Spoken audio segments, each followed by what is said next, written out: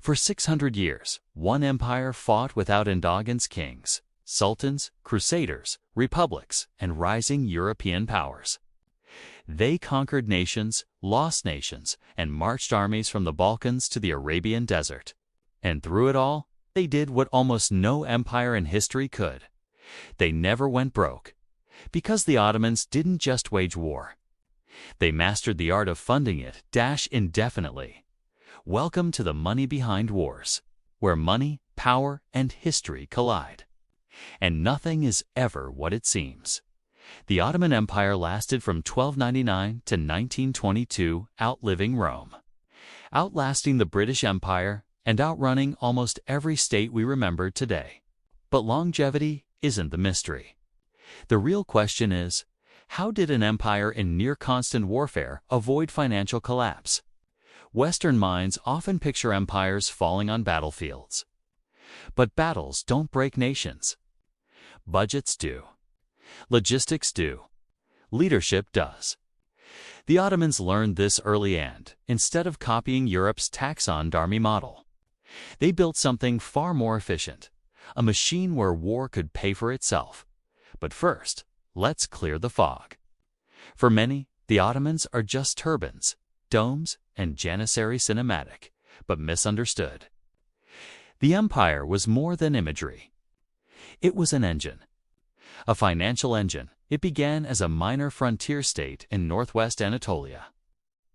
Led by Osman Agha, warlord with a few thousand horsemen and a knack for timing. As Byzantium crumbled and Mongol influence faded, Osman's followers seized the opening. Each conquest wasn't just territory was a financial windfall. Land, crops, taxes, people. From day one, war wasn't a cost. It was an income stream by the time they took Bursa in 1326 and crossed into Europe in the 1350s. The Ottomans were no longer raiders. They were gatekeepers of the world's trade arteries. Every merchant traveling from Venice to Persia, Cairo to Budapest passed through Ottoman checkpoints. And each paid a toll. War requires three things: food, metal, and men. The Ottomans didn't necessarily have more of these than their rivals. What they had was cash flow.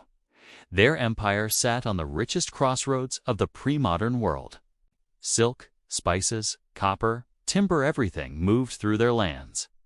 And everything was taxed, but revenue alone doesn't explain 6 centuries of campaigns from Vienna to Yemen. Plenty of empires had revenue and still collapsed under military weight. What set the Ottomans apart was design. They built a system that turned the army into a self-funding institution. Enter one of history's most ingenious financial innovations: the Temur system. Imagine a government that avoids the biggest military expense: payroll. Modern states spend fortunes on salaries, equipment, pensions. The Ottomans sidestepped this by paying soldiers not in cash, but in rights. Timur was a tax district. A cavalry munna sipahirast, the right to collect taxes from a village or region. In return, he equipped himself, maintained his horse, and showed up for war ready to fight. No salary. He funded his own service. It was financial engineering at its finest. The state cut costs. The soldiers invested in local stability, and the empire mobilized an army without draining the treasury. In Europe, kings relied on expensive knights or mercenaries paid up front, loyalty tied to money. The Ottomans didn't have that problem. Their soldiers were funded by the land itself. War didn't strain the budget, it activated the system. But the Timur system wasn't the whole story. The Ottomans had another innovation. One the West knows by name but seldom understands. The Janissaries. If Timur cavalry was self-funded, the Janissaries represented a different kind of efficiency: state-captured manpower. Through the Devier more child levy, boys from Christian communities in the Balkans were taken, converted, and trained from youth into elite soldiers loyal only to the Sultan.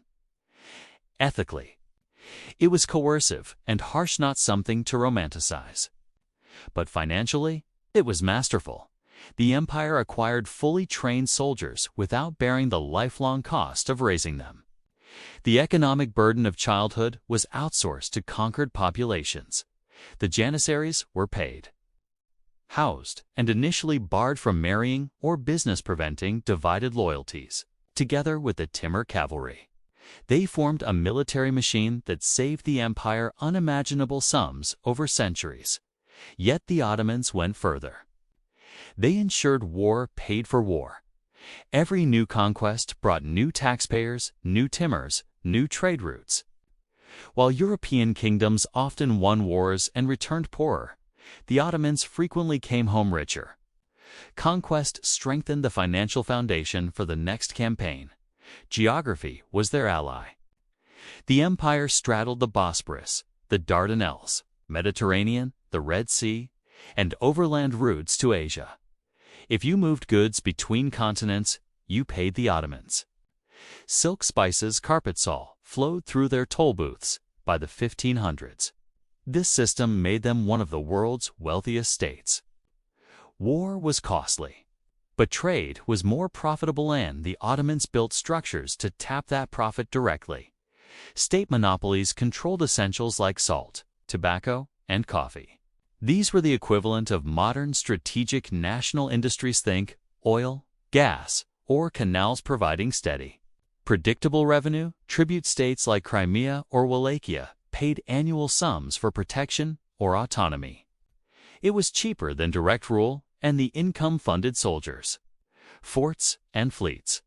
For centuries, the empire lived within its means, financing war through land, trade, tribute, and plunder. There was no national debt spiral, no bond markets, no foreign lenders calling the shots. But it didn't last.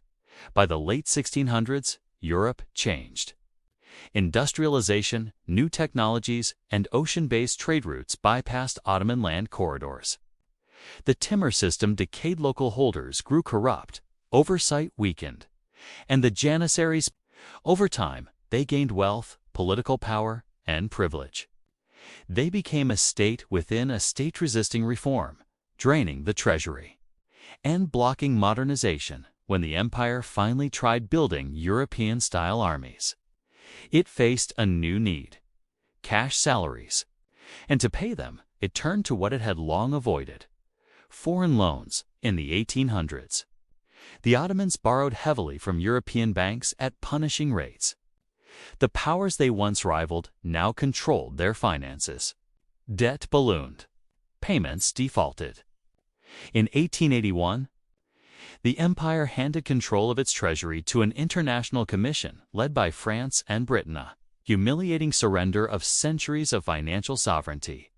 It's a pattern that echoes through time. A great power rises on financial discipline, holds together through innovation, ignores the warning signs, and falls when the economics fail. But look closely, this isn't just ancient history. The Ottoman blueprint lives on. Dressed in modern clothes, the Timur system survives in defense contracts and privatized military logistics outsourcing to cut payroll. Just like the Sipahi trade tolls now, control shipping lanes and energy choke points from the Strait of Hormuz to the South China Sea. State monopolies continue as national oil companies and sovereign wealth funds. Aramco today, mirroring the Ottoman salt monopoly. Conquest. Funding conquest persists in resource-driven wars territory, seized for oil, minerals, or pipelines, and late-stage borrowing. We see it in modern debt crises, from Greece to Argentina to mounting national debts worldwide. The financial logic of the empire hasn't changed.